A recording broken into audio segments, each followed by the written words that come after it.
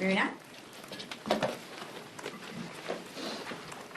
Well, I thank Chairwoman McLean, but also Speaker Johnson, Leaders Scalise, Whip Emmer.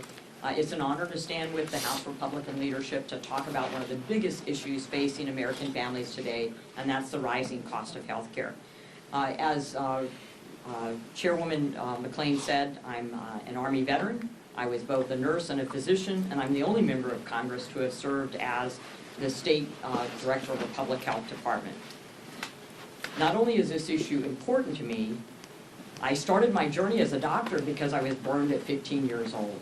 So it was healthcare and the need for healthcare that drove what I do today. And I spent my career treating patients and fixing broken systems, solving problems, and I can tell you, thanks to the Democrats' failed policies, which they now admit, our healthcare system went from ill to the ICU. For 15 years, the Unaffordable Care Act, also known as Obamacare, has done the opposite of what it promised. President Obama promised to lower premiums by $2,500 and to bend the cost curve down. Has that happened? No. Not in the past 15 years, and it won't happen if we just continue to pass subsidies on to profitable health insurance companies. It doesn't even include out-of-pocket cost. It's not sustainable, and it's not working.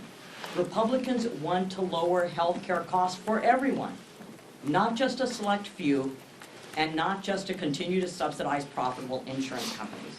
Our plan, the Lower Health Care Premiums for All Americans Act, is a Republican solution to this crisis. It doesn't throw more taxpayer dollars at insurance companies. It puts patients and doctors in the driver's seat.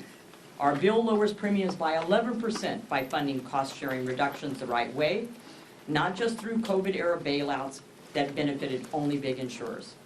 That's up to $1,871 in savings for families each year and over $36 billion in taxpayer savings. We're delivering real PBM reform to stop middlemen from inflating drug prices.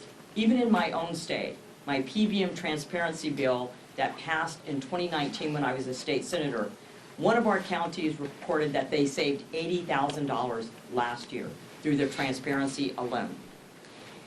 We want to give small businesses the ability and the power to negotiate better deals. That alone will save taxpayers $2 billion, but most importantly, save small businesses. We're expanding association health plans by allowing small businesses and self-employed workers to team up to expand choices, which result in premiums going down by as much as 30%, even those small businesses that are in the exchanges. As we're strengthening choice arrangements so more small businesses can afford to offer coverage and more workers can choose a plan that fits their lives and their budgets.